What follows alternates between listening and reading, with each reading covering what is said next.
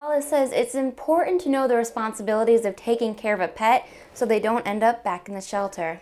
More school buses are being equipped with video cameras right underneath the stop sign. The doll's been in the works for over a year to complete and is a great addition to Arcola and tells a wonderful story. If you want to write Santa, all you need is a piece of paper with your name on it to Santa and your return address so Santa can write you back.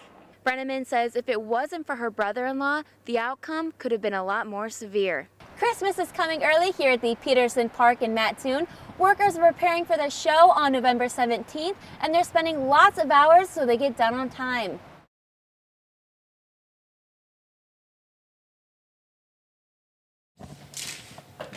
Today is a busy time at Noble Flower Shop in Charleston. Employees are getting bouquets ready for several events and memorials over the weekend.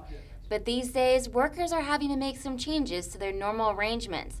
Businesses like Noble Flower have been affected by the hurricane in Florida.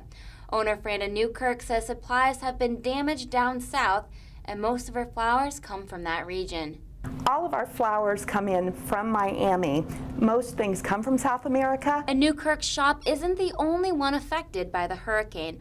Lawyer Richie Flores' assistant manager Caleb Baker says their business is struggling to receive flowers too. We can't get some flowers, or they have almost doubled in price. So it's been a little bit difficult this week. She says this is the only white carnation that she has in her entire flower shop. She says that this week there's been a need for these white flowers and she hasn't been able to get them. Baker says her customers have been understanding about the situation and have used alternative flowers instead. Newkirk says she anticipated they'd have trouble getting some flowers, so she planned ahead. So I tried to guess what I thought people would want for the week.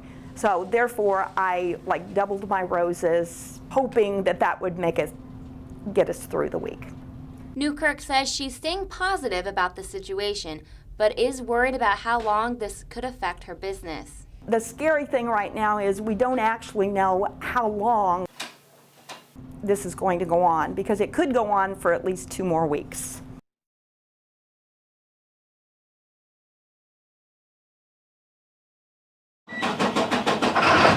Lots of students K through 12 use the school's bus service to get to and from class safely, but it's not always safe when drivers decide to disobey the law.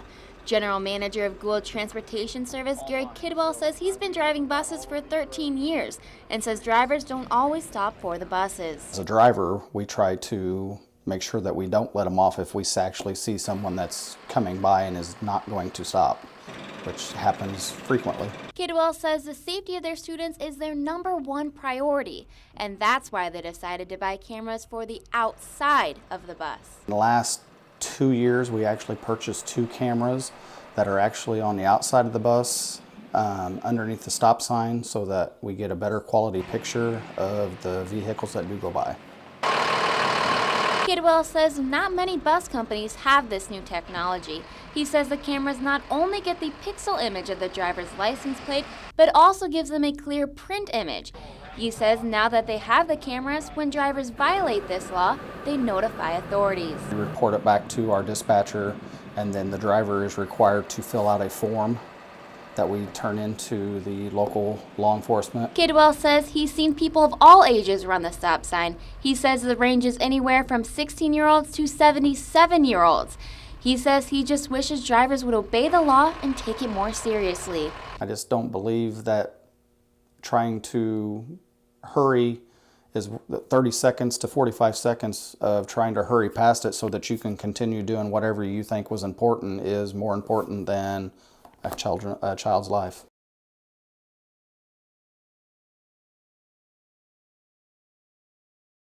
Well, we immediately got the kids dressed, and I rounded up ski masks. We got rags.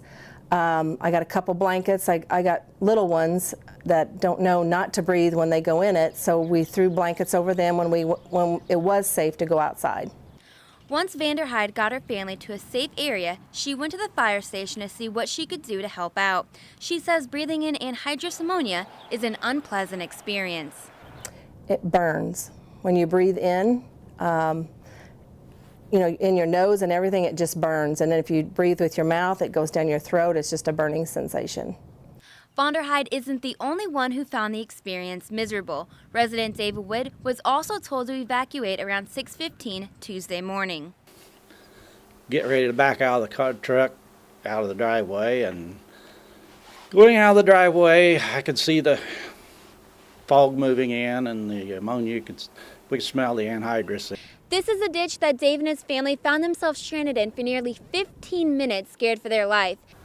My wife has 2 bad knees, so I had to pull her out of the truck because she was over on the downside of the truck. And it took us probably 10-15 minutes to get her out of the truck to where we could then head out to the hospital in the car. Witt was put on oxygen for almost an hour, and he wasn't the only one getting medical attention. And all officials say about 30 people went to the hospital for minor respiratory issues. It really could have been a really bad thing. I mean, I think we're very, very lucky we didn't have any fatalities.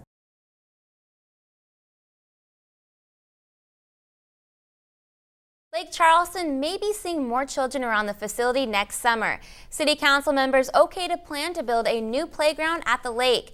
Topping the news tonight, community members are taking a stand against hate. A United Against Hate rally is planned for Saturday in Morton Park. The Marshall Police Department is mourning the loss of a special officer. The department says K-9 officer Baya passed away yesterday from cancer. The Coles County Sheriff's Office is teaming up with the Drug Enforcement Administration for National Prescription Drug Take Back Day. The Sheriff's Office will be collecting unused or expired prescription medication in efforts to prevent drug abuse. Police patrols are increasing this weekend to keep roads safe for early Halloween celebrations. Illinois State Police say they'll begin increasing enforcement starting today through Wednesday morning.